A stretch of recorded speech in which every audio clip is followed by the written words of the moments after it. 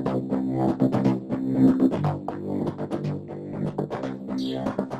vous ont sans doute des relations difficiles avec les mathématiques. Cela tient en partie au fait que les outils développés en mathématiques sont très souvent difficiles. Difficiles à comprendre, difficiles à mettre en place. Prenons l'exemple de la droite. Une droite, quand vous rentrez en école primaire ou au collège, c'est une ligne. Prenons une deuxième droite. Vous avez sans doute appris que l'intersection de deux droites forme un point.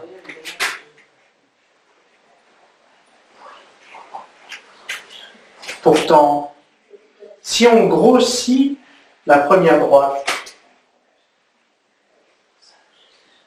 nous allons obtenir une bande. Si nous grossissons la deuxième droite, nous obtenons une deuxième bande, et l'intersection des deux droites n'est plus un point, mais un parallélogramme. Que se passe-t-il?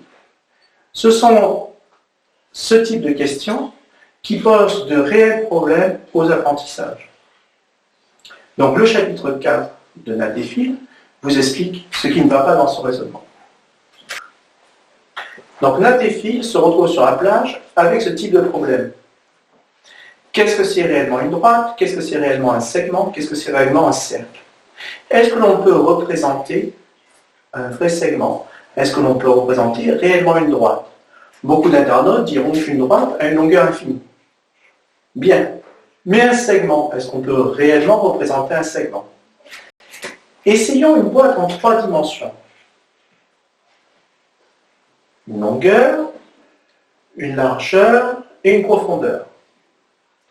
Prenons une boîte, pour fixer les idées, nous prenons une boîte qui a par exemple une profondeur de 10 cm, une largeur de 5 cm et une hauteur de 4 cm. Cette boîte est un objet en 3 dimensions. Nous allons ici prendre une profondeur nulle, c'est-à-dire que nous prenons un objet en 2 dimensions. Longueur-largeur, nous obtenons la face avant de la boîte, c'est-à-dire un rectangle. Nous voulons juste avoir un segment. Prenons une hauteur nulle.